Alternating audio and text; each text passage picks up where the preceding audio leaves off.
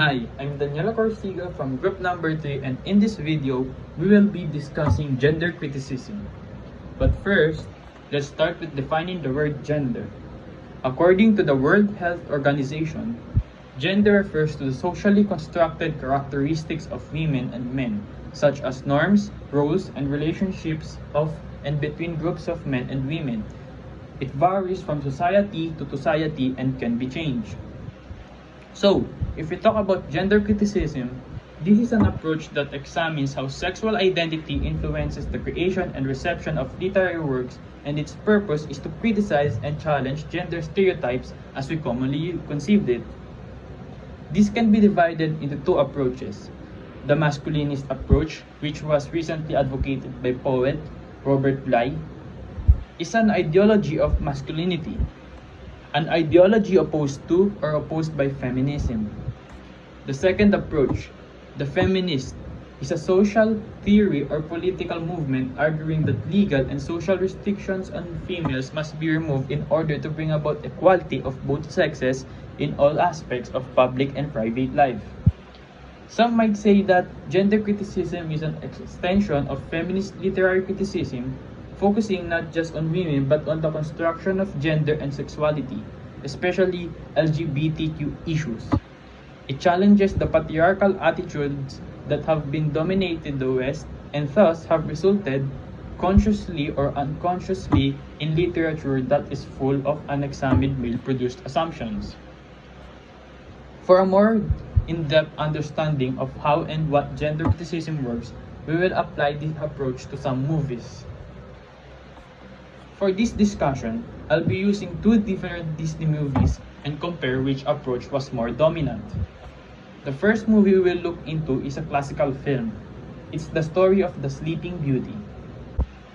This is the usual story wherein the female protagonist, Sleeping Beauty, was portrayed as a damsel in distress.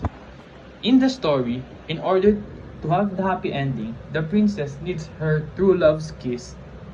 This shows how the patriarchy ideology has been slowly dominating the Western scene and how women, in fact, need men in order to achieve a happy ending. The second movie would be from a recent Disney film titled Frozen. This is a fresh concept that was well received by its audience because of how it ended the stigma that princesses needed to be saved by their knight in shining armor. The story stresses how the strong independent female lead only needed herself in order to save her kingdom, and most especially, her sister. This is a fresh take on the fairy tale spectrum that promotes feminism and challenges the patriarchal stereotypes.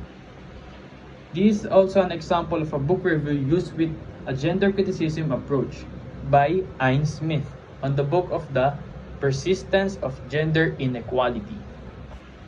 As stated earlier, gender criticism is often believed or seen as an extension of the feminist criticism, which is a form of literary criticism that's based on feminist theories. Broadly, it's understood to be concerned with the politics of feminism, and it uses feminist principles to critique the male-dominated literature. Feminist criticism roots are in women's social, political, economic, and psychological oppression. By seeking to view women in a new perspective and discover women's contributions to literary history, feminist criticism aims to reinterpret the old text and establish the importance of women's writing to save it from being lost or ignored in the male-dominated world. It also seeks to establish female perspectives as being of equal importance relative to male perspective. And so, as we evolve generation by generation, we could only hope that one day we would be able to break the stigmas or stereotyping of genders. And change should start with us and how we accept and understand that. If women are expected to do the same work as men, we must teach them the same things.